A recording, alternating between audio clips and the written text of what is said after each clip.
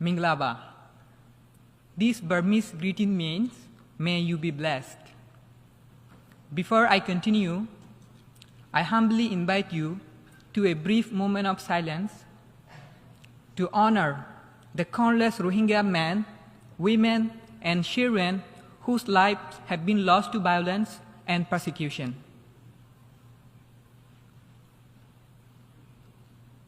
Thank you. Today, my first message is for those watching me in my country, Myanmar. Dear brothers and sisters, you are not forgotten. You might feel the world does not see you are suffering. Rohingya see you. Rohingya feel your pain. Our hearts cry to see the brutality of military you face every day in Rakhine, Shang, Shin, Kachin, Kayin, Muong, Wa, and all around Myanmar. Rohingya have been fighting the military brutality for decades. Let us get hand in hand, work together until democracy, justice, peace, and equal rights for all in Myanmar are restored. Now, this message is for the UN and the world leaders. It has already been more than 8 years since the Rohingya genocide was exposed. Where is justice for Rohingya? Where? The remaining Rohingya in Arakan, Rakhine State in Myanmar continue to face the deadliest attack. But this time, at the hand of Rakhine rebel group Arakan Army, which is even more worse than the atrocities committed by the military junta.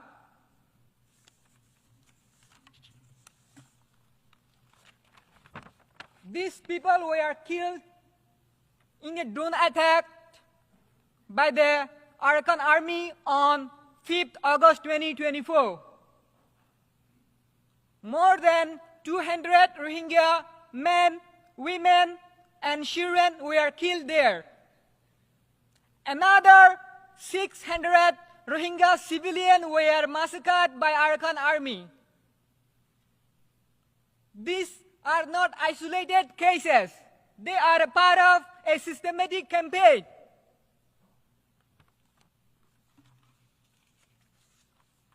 Why is there no prevention to these inhuman atrocities committed by the Arakan Army?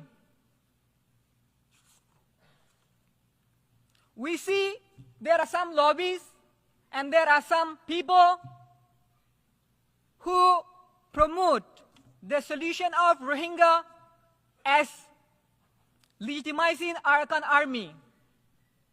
They must feel ashamed. Giving legitimacy to Arakan Army without a solution or a condition for Rohingya is giving them a license to erase all the Rohingya from Myanmar. There was a dialogue process between the leaders of Arakan Army and some Rohingya youth in the camp. I was a member of the Rohingya delegations. During the dialogue process, they demanded our submissions and refused to discuss the real issues. Power imbalance was a great problem there.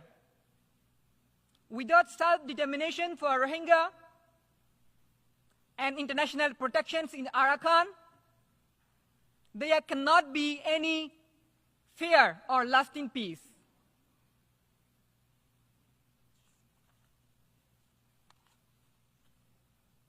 Any initiative about Rohingya without the Rohingya in the camp, from decision making to nation building, is unsustainable and unjust. The UN must mobilize resources to empower Rohingya. We are not just victims. We have the potential to make a difference. Take me as an example. I fled Myanmar during the 2017 military genocide, and I was in the refugee camp in Bangladesh for 7 years. Understanding the importance of education for Rohingya, I applied to more than 150 universities all around the world. But most of them said no, because of legal obstacle and because of my identity as a Rohingya. But I didn't give up. Today, I am a student at New York University, making history as the first Rohingya from the refugee camp in Bangladesh to be studying here. Thanks to the US, State Department, and the government, and the Bangladesh, and some other organizations and friends, especially Amnesty International, Young Activist Summit, DAB TV, and Victim Advocate International, and all of my friends who have been supporting me behind to make this possible. There are thousands of Rohingya students like me in the refugee camp, forced to destroy their life with no access to higher education. Why does the world care so little about that? Why is there no initiative to support Rohingya students? Imagine, I came all the way from the refugee camp to the New York University, and I may have to stop my studies from the next semester because of not having financial support. It is not a big burden for a university to offer 1 or 2 scholarships to Rohingya students per academic year.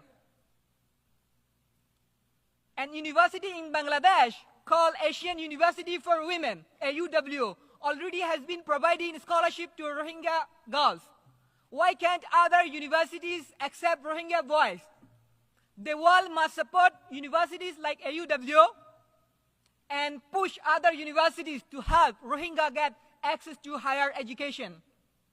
It is also not a big burden for member states to offer some scholarship to Rohingya students annually. I'm grateful to the great Philippines and Japan for already creating example by providing some scholarship to Rohingya students.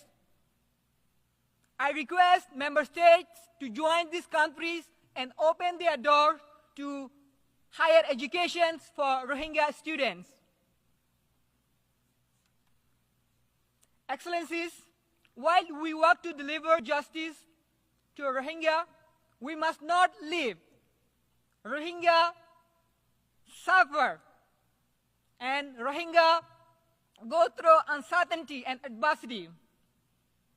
There are 4,700 Rohingya in indefinite detention in Malaysia.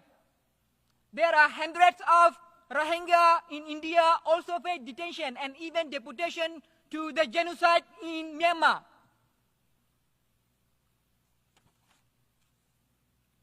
Again, now I want to remind everyone that the world urgently needs to prevent the ongoing genocide against Rohingya in Arakan before it is too late.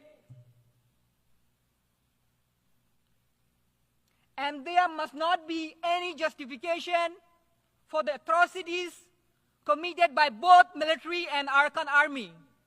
These perpetrators must be held accountable. Rohingya in Myanmar, Bangladesh, Malaysia, Indonesia, and other countries in the regions are in great need of protections and humanitarian assistance. We want ASEAN to play a role to be helping these people.